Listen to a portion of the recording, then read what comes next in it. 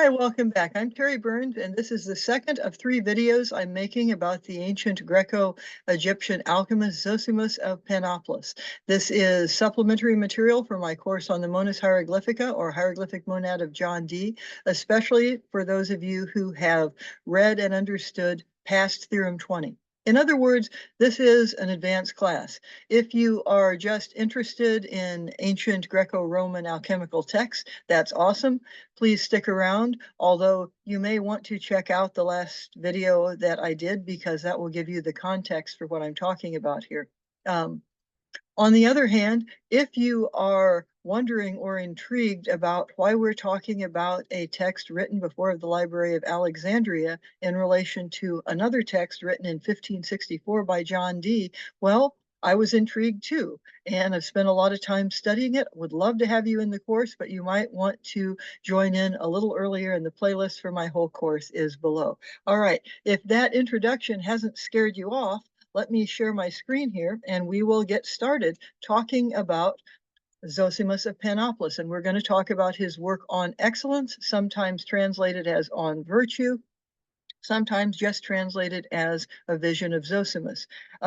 In the preceding video, I looked at the context of this, like who Zosimos is, what is the Codex Marcianus 299, the manuscript that it comes from, how John Dee winds up with a copy of this manuscript. It's essentially one of his secret texts. It doesn't show up in his library catalog. He doesn't ever write about it. And to move on, the most important thing and the influence of it is the influence of this whole current, so to speak, of Greco-Roman, Egypto-Hebraic Christian fusion that is the world of Alexandria in the Common Era. And if we're talking about alchemy, we go south down the Nile to Panopolis, the city of Pan, because the Greeks roll their god Pan into the patron deity of the Egyptians, Min, who is already rolled into Osiris, and all of that's in the last video. After this, I'm going to look at another work of Zosimos of Panopolis called On the Letter Omega. And especially for those of you that are working through Theorem 22, that ought to give you just a, if nothing else, an idea of the habit of mind about how people are flipping Greek letters around, or at least someone like Zosimos is, in a similar way to what we might do if we're a Hermetic Kabbalist with Hebrew, or what Dee does sometimes with Latin, like with LVX. But enough of that. Let's move on. And all I want to say about the context of this work from the last time is that Codex Marcianus Graecus 299 is then, as now, in Dee's time as now, in the San Marco Library in Venice. Cardinal Massarian brings a copy there from Istanbul, or then Constantinople, about 100 years before Dee. Dee, the only time he could have copied it is in 1563. That's the year right before he writes the Monas Hieroglyphica. It's, like I said, it's kind of his secret text. He doesn't list it anywhere, not in any of his library listings, and he winds up taking it with him when he and Edward Kelly go on their continental adventure in the 1580s, and then Dee, on his way home in 1589, leaves it in Germany. Now, some German literary lights know it's there. It's in the library in Hessen, as it is today. Dee's copy, not the original manuscript. Dee has copied this whole ancient Greek text in Greek because Dee is an expert on Greek. But for example, Johann Wolfgang von Goethe knows it's there and finds it. But English language scholars seem to not know it's there until the beginning of the last century, especially when Roberts and Watson's sort of revised library catalog of John Dee comes out. And it's very exciting. What was Dee doing with this? Why did he take so much effort to copy this? Why doesn't he list it anywhere? Well, because it's a heretical text. In that Greco-Egypto-Roman Hebraic Christian fusion that I talked about, you know, you can just merge Ra of the Egyptians with the monotheism of the Christians and the Jews, and there is not yet Islam. And so that influences a later work like Turba Philosophorum in a different way. You start to get different ideas of angels, which becomes very important. But this work is the earliest surviving alchemical manuscript, and it's physically from the 10th and 11th centuries, but everything in it is from before then. They're copies of copies, sometimes copies of copies of copies. Some works in there, like one I've analyzed before, and I'll drop a link to that video below, Isis the prophetess to her son Horus. That's from possibly the 1st century of the Common Era. It's definitely before the works of Zosimos, and the works of Zosimos are before the fall of the Great Library of Alexandria, Egypt. Some of the works, like some of the works in the Corpus Alchemisticum, are later 6th and 7th centuries. A lot of the works in there are pseudo-texts, like the work you're seeing on your screen there, the Chrysopoeia of Cleopatra. Chrysopoeia means gold making. Side note, for those of you interested in Hermetic Kabbalah, that Christ that you get there is the same as in Christos, is the same as you get in Jesus Christ, which is why you get this common attribution in Christian Kabbalah than Hermetic Kabbalah between anointing, gold, Tifereth, things like that.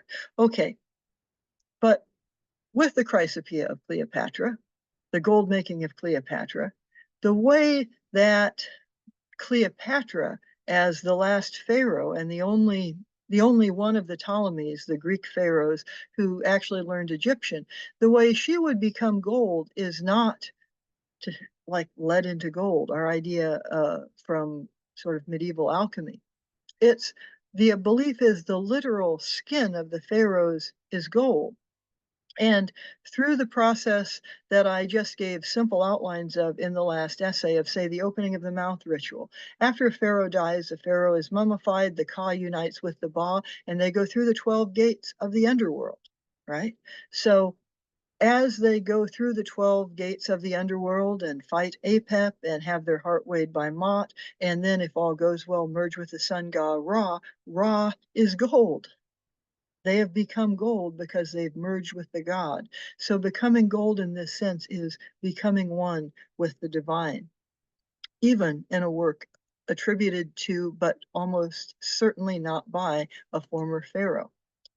Okay, and there are other pseudo-texts in there. You can tell by the names of them. We have writers like Hierotheus, which just is a combination of the Greek word for sacred and God, or Agathodaimon, the good daemon. Actually, Agathodaimon is going to appear in this work.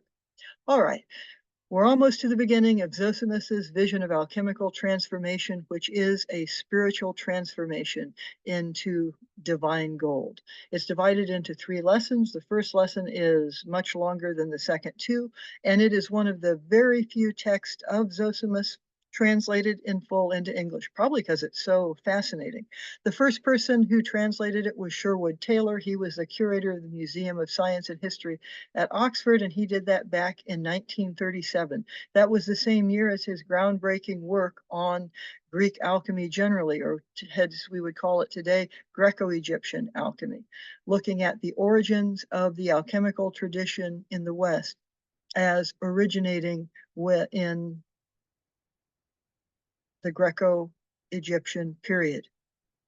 Others, including Grimes in her work and including one of the French writers upon Zosimos that she leans on a lot, Philippe Durchain, make the argument that the whole concept of alchemy probably comes from this period, but in this period, you see nothing like turning lead into gold. What you see is metallurgy that is a highly spiritual process.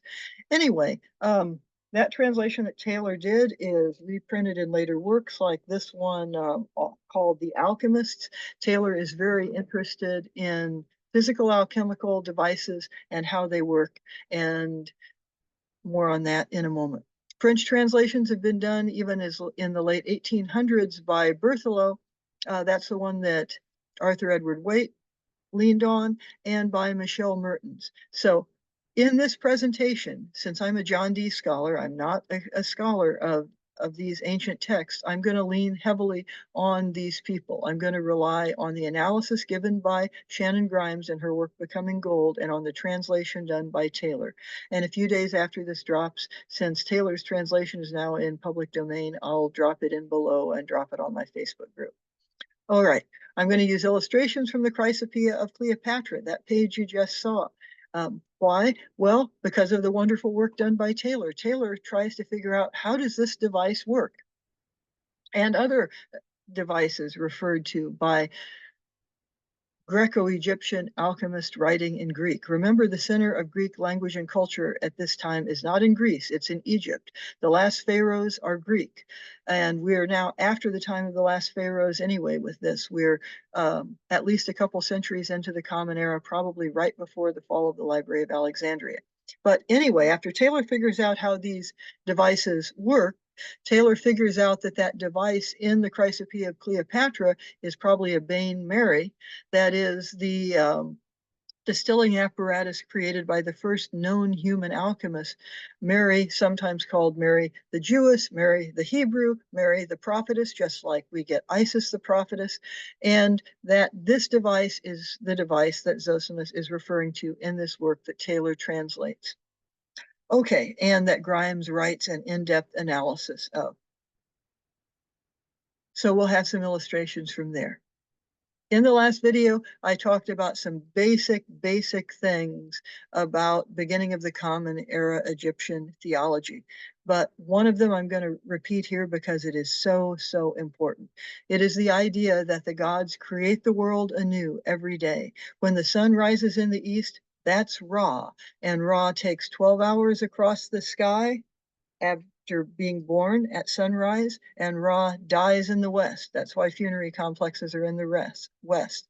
And then Ra, after dying, goes through the underworld, through the 12 gates for 12 hours. The process of the pharaohs becoming one with Ra is in that underworld, in the 12 gates, 12 hours. You can also perhaps recognize 12 gates as a title of some alchemical texts, like O. Ripley's, for example. Is there a connection? A generation ago, some people would have said no. Now, some people, myself among them, would say maybe, even probably. Anyway, when the sun finishes its journey through the underworld, Ra is resurrected, reborn the next day at dawn, and sometimes called the golden scarab. The golden scarab we saw in Theorem 18 of the hieroglyphic monad becomes equated by Egyptian Christians like, say, Augustine with Jesus. So the golden scarab and Jesus become the same. And the fusion of this period is just fascinating. But before I digress too much, as I want to do, let's go ahead and start into this work. Zosimos is going to start out by giving kind of his premises, a cosmological statement, basically.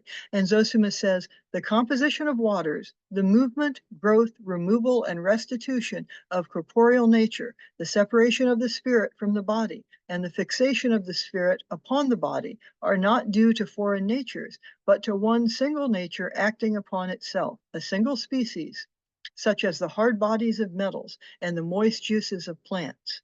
And in this system, single and of many colors, is comprised a research, multiple and varied, subordinated to lunar influences and to the rhythms of time, which rule the end and increase according to which the nature transforms itself.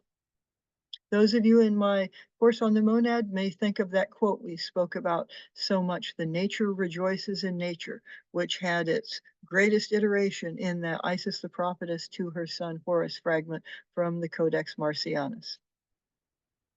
The altar that Zosimos is going to describe here might also remind one of the altar of burnt offerings that you get in Exodus in an Egyptian temple setting.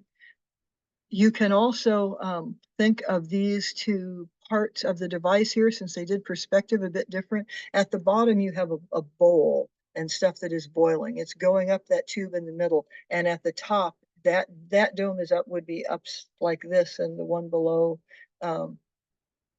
holding the water that is being boiled. The bowl that Zosimos refers to, as Grimes points out in her analysis, can be easily equated with that of the mixing bowl in the Timaeus, a work that those of you in my course on the monad know we really looked at particularly with the first 10 theorems, because the whole symbolic progress in that work is the perfect world is created in the first 10 theorems, the world falls, then time starts on Aries of Aries, that continues on for the next 9 theorems, and by 20 the world ends and is resurrected, and you have Dee's vision of resurrection. But from 21 on, you as a living person, while time is still going on, you are trying to anoint yourself or make yourself gold by rising up the middle pillar, which we learn is the middle pillar of the world of Asaya. But let's, with this cosmological statement of Zosimos, see what happens next. What will happen is that he's going to fall asleep and go into a dream. This is a dream vision, after all. So the first thing he sees is this hierogon. Some of you know the word hierophant as an explainer of the mysteries. This is not exactly an explainer of the mysteries. Hiero means sacred, but orgon is sacrificing. Like sacrifice, it can be a victim, can be an altering. So this person is the sacrificing priest. And he says, I am Eon, the priest of the temple. And he has been sacrificed that morning. He says he has suffered intolerable violence. He's been dismembered, he says, with a sword and torn to pieces according to the rigors of harmony. Harmony being a very important Platonic principle, but this is how he's been torn to pieces with the rigors of harmony. His bones and flesh have been burned until, he says, I learned by the transformation of the body to become a spirit.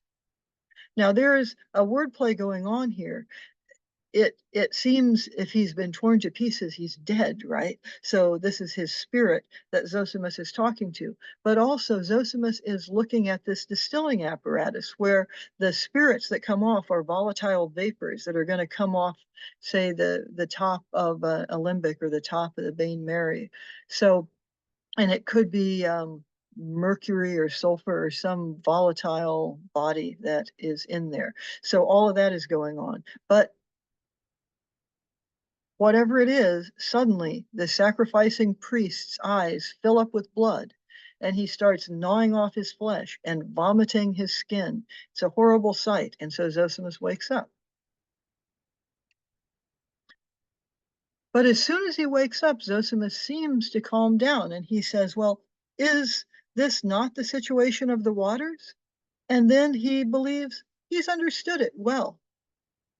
One last thought before I continue the story. The name of this priest, Eon. Eon is, we'll see this on the screen when I get through the next section, but Eon is a purplish color like you get with, so his name is this color that you get, say, with Tyrian dye, and you have seen numerous plays on Tyrian dye. Tyrian dye was very, very hard to produce, but also, I want to talk about these waters. What could Zosimos have understood when he says, I understood the waters? Well, there's a word play in Greek that you see often, and it's fascinating. This isn't water, the Aristotelian or Platonic element now. These are white and yellow sulfurous waters we find when we get a description soon. And the Greek word for sulfur also means divine. Sulfur, the alchemical principle, then as now, is the divine, and especially divine fire. So in these waters, you have divine fire. It's pretty neat. So now Zosimos falls back asleep. He sees the same altar in the form of a bowl, and at the top of the water bubbling. And there are many people in the top of this device, like right up here, they're bubbling. There's no one around to explain what is happening, so he moves in closer to look at it. Then he sees another character. The name of this character might interest us. Taylor translates it as Barber, and a barber is very important in Egyptian funerary rites generally, but the word itself, as Grimes points out, is odd. The literal translation would be a razor working man. Anyway, this barber is whitened by his years. He appears and he asks Zosimos what he's looking at. And Zosimos says he's marveling at the boiling water and the men who are burnt yet living in that water.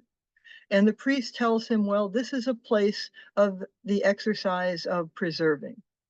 Same word as one might use for mummification. The same way also, though, that you might preserve a statue. And the priest says, for those who wish to obtain virtue, come hither and become spirits, fleeing from the body.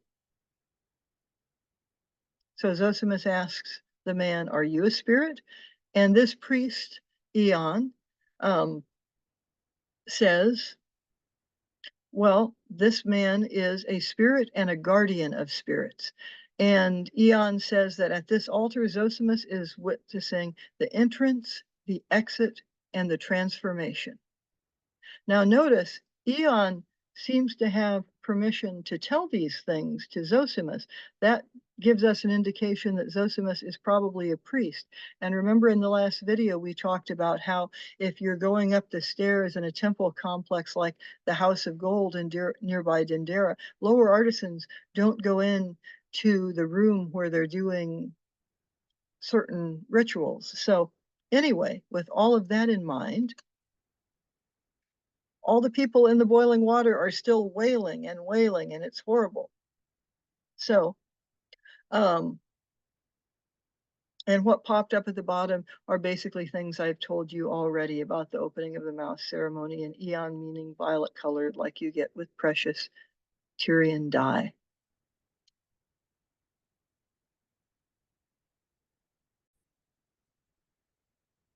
Now a man of copper appears with a lead writing tablet.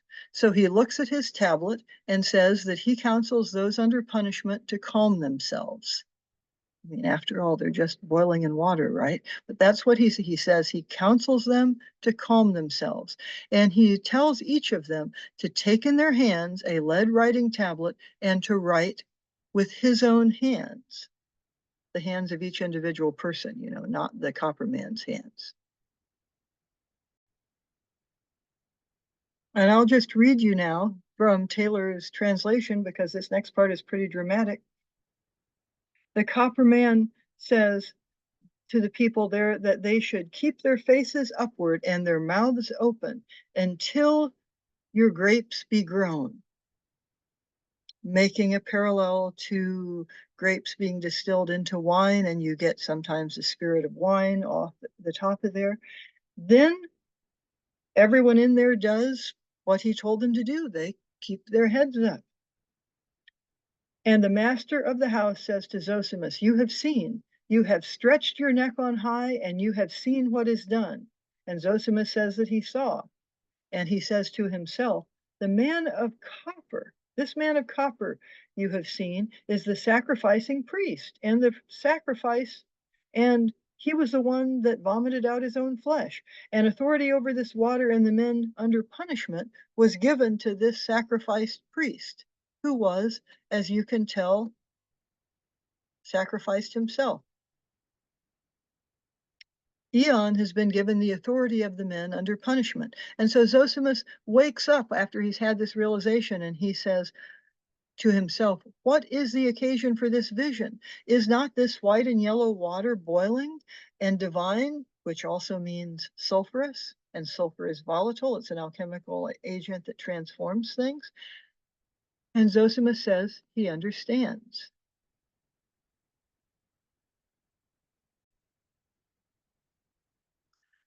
After this, Zosimos gives a long speech. So for a moment here, I'm going to step outside of the narrative and just tell you a little bit about the metallurgical process that's being described. That is, if we remove the people being boiled in the water. Grimes points out that Zosimos is probably referring to a certain procedure using a keratokis. What you have here is a public domain drawing from one of Taylor's articles in the 30s of a keratokis or a reflux apparatus. So what Grimes determines that he's been talking about is a particular procedure that allows artists to color copper lead alloys into gold. Remember, becoming gold, unless you are a pharaoh, is sometimes accomplished in temples like the House of Gold by being surrounded by if I may say it in a mundane way, sort of the good vibes of things that have been colored to look like gold. Taylor notes that treating metals like this in a keratosis was an ancient Jewish and Egyptian process with spiritual significance, and the gold-colored alloy obtained was sometimes used in the doubling of gold. Think of all the doubling in theorems 21 and 22, but also doubling of gold here simply means that you have some gold and you're making the size of it twice as big. All right.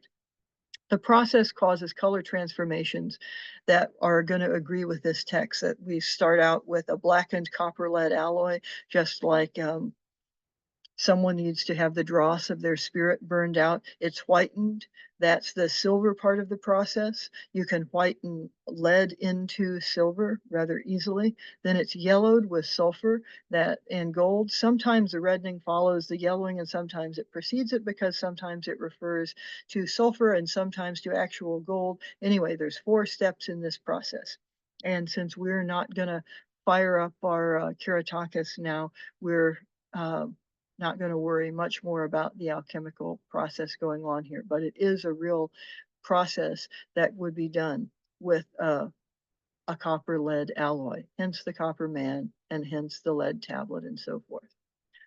And remember, as I've told you, in Egypt then, in this line of thinking, gold is the flesh of the gods. And in terms of metallurgy, gold has special value since it doesn't tarnish or rust. It can also be spread incredibly thin. Its symbolic significance in Egypt and Greece is basically the same: perfection or the divine. As well as spirits being non-corporeal, keep in mind throughout that it's going to be those vapors given off at the top of a distillation apparatus. It also can refer to volatile bodies like mercury, sulfur, arsenic, camphor, sal ammoniac. This is from a later Arabic alchemist, Jabir, who has views that are compatible with this one. All right, so Zosimos is getting ready to conclude lesson 1, and he has understood that the white and boiling water is sulfurous and divine, and now he's going to give us a little speech. He starts by saying, "It was fair to speak and fair to listen, fair to give and fair to receive, fair to be poor and fair to be rich. For how does nature learn to give and receive?" Then he says, "The copper man gives and the watery stone receives, the metal gives and the plant receives, the stars give and the flowers receive, the sky gives and the earth receives, the thunderclaps give the fire that darts from them. For all things are interwoven and separate afresh, and all things are mingled and all things combine. All things are mixed and all unmixed. All things are moistened and all things dried, and all things flower and blossom in the altar shaped like a bowl. For each, it is by method, by measure and weight of the 4 elements that the interlacing and dissociation is accomplished. No bond can be made without method. Breathing in and breathing out, keeping the arrangement of the method, increasing or decreasing them. When all things, in a word, come to harmony by division and union, without the methods being neglected in any way, the nature is transformed. For the nature being turned upon itself is transformed, and it is the nature and the bond of the virtue of the whole world. After this, we realize he's writing to a friend, probably his friend Theosebia, but Grimes in her analysis equates this to this whole lesson of lesson 1 to the turmoil of the embodied souls boiling in that vessel, and how the transformation of base metals into something colored gold matches the transformation of base natures into spiritual gold. And I've already mentioned how you could equate that vessel to the bowl in Plato's Timaeus, because all of these things are being mixed up. So then Zosimos continues, "And that I may not write many things to you, my friend, build a temple of one stone, like cerus in appearance, like alabaster, like marble of Proconesus, having neither beginning nor end in its construction." Wow. Let's look at that language. "Let it have within it a spring of pure water glittering in the sun. Notice on which side is the entry of the temple, and taking sword in hand, so seek for the entry, for narrow is the place where the temple opens.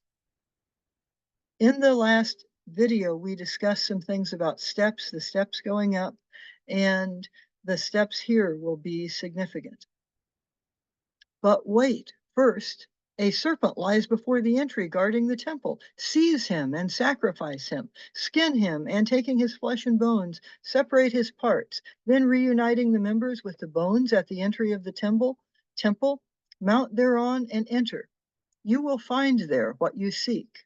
For the priest, the man of copper, whom you see seated in the spring and gathering his color, do not regard him as a man of copper, for he has changed the color of his nature and become a man of silver. If you wish, after a little time, you will have him as a man of gold. Now, what, we might ask, is this serpent that is going to be chopped up?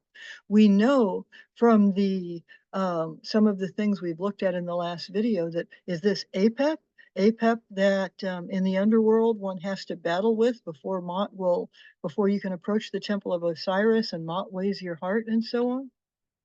Let's see what this serpent is. One thing we know about Apep is that he represents chaos and disorder, which is the opposite of what we're trying to do. He's an easy opposition, for example, to the goddess Mot in the underworld, who represents order and truth and weighs the souls. Maybe he's the Garden of Eden spirit. After all, everything here is being kind of merged together in this fascinating time period in northern Egypt. But it makes no sense to have this serpent be the Garden of Eden serpent. I mean, once the parts are reassembled, they're going to be a stepping stone back to the world of the divine, where all is one. So pause, and you might be able to think of what serpent this is, where all is one. That's what these words with this Ouroboros serpent, for example, from the Chrysopoeia of Cleopatra, that's what these words mean. The one is all, the one, the monad, if we are talking about Pythagoreans or the work of John Dee. The purpose of the alchemical work in lesson 1 is sacrificing to enable the spirit to be free of the body and then reassembling the spirit body. So we're ready for lesson 2. In lesson 2, Zosimos is continuing to dream, but as we will see, Zosimos is going to get lost. Zosimos says again, I wish to ascend the 7 steps and look upon the 7 punishments. On only one of the days did I attempt an ascent. Retracing my steps, I then went many times. Upon returning, I could not find the way and fell into deep discouragement, not seeing how to get out, and fell asleep. So note, during the day, as a scribal priest, it would appear, he is ascending the 7 steps. Now, what would these 7 steps correspond to, you might wonder, or you might guess correctly. I saw in my sleep, Zosimos says, a little man, a barber, oh, this guy again, clad now in a red robe and royal dress, standing outside the place of punishment. The red man asks what he is doing, and Zosimos says he's lost his way. And so the man says, follow me. So Zosimos does. Suddenly, the barber gets to the place of punishment, and then rather than say anything, explain what is going on, he just casts himself into this huge apparatus, and he's consumed by fire. Because these are yellow, watery, fiery waters. So he's consumed by fire. Zosimos has been going up and down 7 steps. I ask you to puzzle over what might that mean. Perhaps if you have been following along with me with 7, you're thinking, oh, and the Timaeus, those are the 7 planets that keep order on the chaos, or 7 days of the week, or something like that. And you would be right. Grimes totals them up as 15 because there's 7 up and then coming down, and then you're at a base. So 7 and 7 and 1 is 15. She does this because she's equating it with the Ogdoad where if you count in the starting point, you get 8. With Pythagoreans, you also have a lot of, well, a seventh implies the eighth, because think of musical scale. The eighth note is the same as the first one. You have 7 notes, then they repeat. Anyway, it's an easy association to the 7 classical planets. So the 7 classical planets are both forces in Greek thought, as well as the thought in the Kabbalah, which comes later. They are energies of the divine, but yet at the same time, we might think they are things that are also going to give way at the end of things. Anyway, the Ogdoad is something related to the study of the afterlife that you can look up on your own. Do you know about these things? Yes, just like Isis and Osiris. All these things are written about in Greek. Dee is an expert in Greek, so Dee doesn't have to know hieroglyphics to know what the Ogdoad is. And even if he doesn't know or care what it is, we have seen in the hieroglyphic monad how he is fascinated by the number 7. So anyway, Zosimos has tried and gone up and down the 7 steps. When he finally finds his way back there, the priest shows him the way. The priest, rather than explaining anything, flings himself into the fire. Oh, I did want to add here, if my computer will let me, okay, that there are all kinds of parallels, yes, to the Timaeus, but we've also talked about correspondences with Kabbalah. Remember, Rabbinic Kabbalah comes after this and is very influenced by Greek works. And would it be influenced by these works? Sure, because in this period in Egypt, and not only that, in Dee's time, I mean, the great Isaac Luria is in Egypt before he goes back to Safed and starts his works on Kabbalah. But the Ogdoad would be attributed to what the Kabbalists associate in modern Hermetic Kabbalah with Chokmah, the prima mobile, for among other things. So if you do that with the 8th one, and then you associate the 7 planets with the Sephiroth below in a variety of formations, you essentially have the equation that can be done with this if you're stepping outside of the story and analyzing it. So what would someone like John Dee make of it? Pretty much what I have said. Just he can do that with 7 steps. If he picks up the reference to Ogdoad and turns it into 8, find he's been making constant correspondences all the way through the monad between different sacred systems, including Greek and Hebrew. And where these systems differ, he sort of ignores it. Anyway, let's continue on. Zosimos, of course, is going to wake up again. This time, when he wakes up, he's scared, he's trembling, and then he realizes suddenly that this little barber was the man of copper, who now, for some reason, has on red raiment. And again, Zosimos understands the man of copper must be cast into the fire to become red. Zosimos goes back to sleep because his soul wants to ascend the 3rd step. He again wanders, gets lost, he's full of despair. Then he meets a man of such whiteness that it dazzles his eyes, or sazzles, probably dazzles his eyes. The name of this man is the Agathodamon. This white-haired elder stares at Zosimos for an hour or more, and Zosimos finally asks him the way to the altar. Agathodamon doesn't turn to him, but Agathodamon gets up and starts hastening to find the right route to the altar. The white-haired old man, Agathodamon, is then cast into punishment, just like we saw with the last. Cast into punishment, bursts into flames. O gods of heavenly natures, immediately he was entirely embraced by flames. So, Zosimos continues, what a terrible story, my brother. For from the great punishment, his eyes became full of blood, and I asked him, why do you lie there? Agathodamon opens his mouth and says, I am the man of lead, and I am undergoing intolerable violence. Zosimos wakes up in great fear and tries to understand the reason for all of this. Now, who is undergoing intolerable violence? In the very beginning, we saw the priest undergoing intolerable violence. Zosimos reflects and says, I clearly understand that thus one must cast out the lead, and indeed the vision is one of the combination of liquids.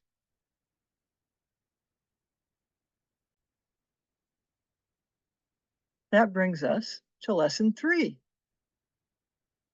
And in lesson 3, where do you think Zosimos will wind up? It starts and he seems to be awake, but again he sees the same divine and sacred bowl-shaped altar, and he sees a priest clothed in white celebrating those fearful mysteries, and Zosimos asks, "Who is this?" The priest says, "This is the priest of the sanctuary. He wishes to put blood into the bodies, to make clear the eyes, and to raise up the dead." And then Zosimos falls asleep again. Then he falls to sleep. And now he is able to mount the 4th step and sees, coming from the east, a man carrying a sword. Another man is behind him, bearing a round, white, shining object, beautiful to behold, called the meridian of the sun, which is cinnabar, because that's what the word cinnabar in Greek means.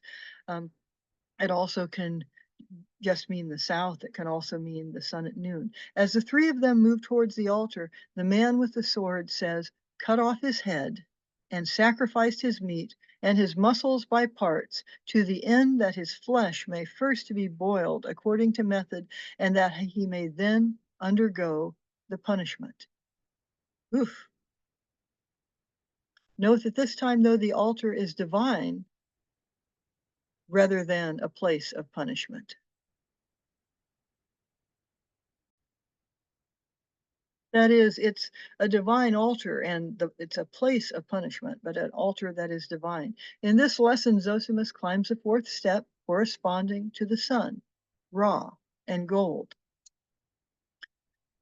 The meridian, or the culmination of cinnabar, another way you can translate that, is also an astrological term for the southern point of the zodiac. These men are coming from the east. You might think of a time that happens in the Christian tradition. It's reminiscent also of a passage in Zosimos's work on electrum. Fascinating reading if you like magic mirrors, by the way. So in this one, the mirror of the mind is placed in the west, so it may reflect the eastern and southern points of the cosmos, where the intellectual light shines. The east is on the ascendant. That's where Ra is born, and the gold of the morning, where the sun and all planets first appear on the horizon. The ascent culminates in the meridian, south, and thereafter they begin to descend, that should say, not ascend. Zosimos uses this cosmic allegory to convey the onset of divine revelation, Grimes thinks, and that makes good sense to me. So let's see what Zosimos realizes then.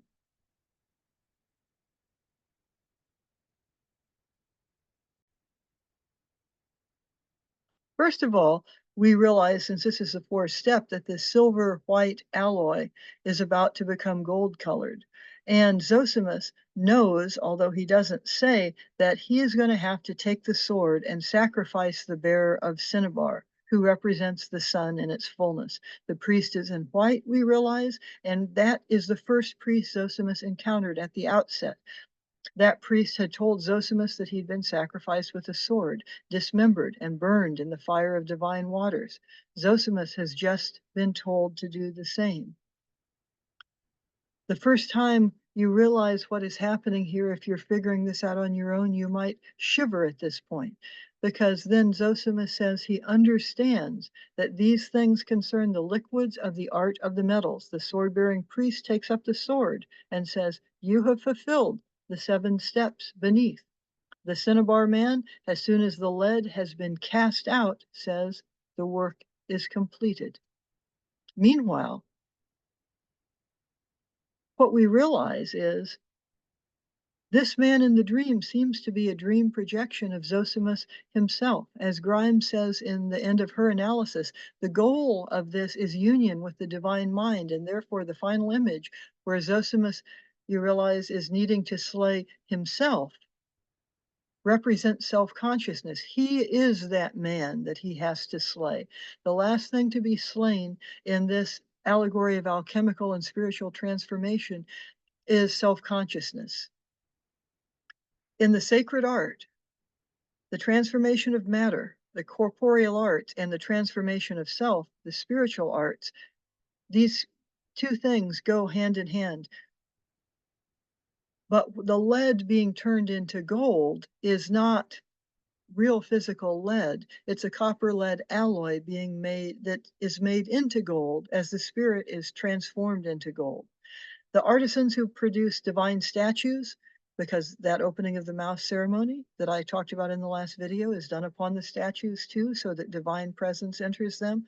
So the artisans who produce them must purify themselves, perform rituals, and meditate so that their creations are fit for the gods. In doing so, they can realize their own divine nature. As Zosimos advises his students elsewhere, don't stop meditating and working, and you will understand. All right, that's Zosimos's allegory of alchemical transformation. Some quick conclusions and questions for those of you in my course on the hieroglyphic monad. First of all, we know the Codex Marcianus is one of these sacred texts that discusses the path of initiation while seeming to discuss alchemy in numerous places. We talked about that with the Isis the prophetess to her son Horus letter. The connection to metallurgy may feel odd to us today, but it's common. And I would say it often leads to the misapprehension that what someone is talking about is how to change lead into gold. No, it's a lead copper alloy being used, and as one is doing that, one's soul is being purified, becoming gold. Why use this horrific process? Because the idea is very clearly that the path of initiation is difficult. Zosimos, in effect, equates it to torture that might end one's life, except that it doesn't end his life. He's writing about it afterwards here. So, John Dee and any others who read the works of Zosimos or others in the Codex Marcianus would easily be able to understand this. They don't need to be able to read hieroglyphs to understand this. They don't need to have gone into Egyptian temples to understand this. In fact, they probably haven't gone into the temples and they're not able to read hieroglyphics. But what they need is to be able to read Greek, which Dee is an expert in. These are allegories about merging with the divine. They're not instructions about how to turn lead into gold. These stories regard the path of initiation as a very painful but necessary way to burn out the spiritual dross and merge with the divine. Now, those of you who are into Dee and Kelly's later work might at this point have a very good question. And thanks to the gentleman who asked that question on Maria Montgomery's Enochian list, which is, how do you then make sense of Edward Kelly 20 years after this? In other words, if Dee is being so spiritual here and talking about the path of initiation, not real gold making, and this being so difficult, well, how do we make sense of Edward Kelly's pursuit of physical alchemy? One that Kelly is apparently very successful at and witnessed by numerous people, and is probably part of what gets him made into Golden Knight by Emperor Rudolph. Along with, now they've uncovered in Germany letters suggesting that Kelly had a knighthood from Ireland. That's another whole long subject. But how do we make sense of that? My answer to this, in all honesty, is just, I don't know. I mean, maybe Dee changed his mind. We know probably Kelly didn't read Greek unless he was just lying during the Enochian spirits or conversations with angels. Maybe Dee got tired of being so pious and thought he'd give gold making a try. I really don't know. That's a very good question. But in the Monas Hieroglyphica in 1564, this is in the Codex Marcianus, the best equation of the spiritual alchemy Dee is talking about that I can find. And it's one of the big reasons why I think this is one of Dee's secret texts and perhaps the secret text. I'm going to paste in below these different sources, and then let me stop share here. That's enough for one class, and I will stop at this point. I hope you have a great day. I will have an introduction to Theorem 22, by the way, and then I'm going to come back and do on the letter Omega by Zosimos of Panopolis.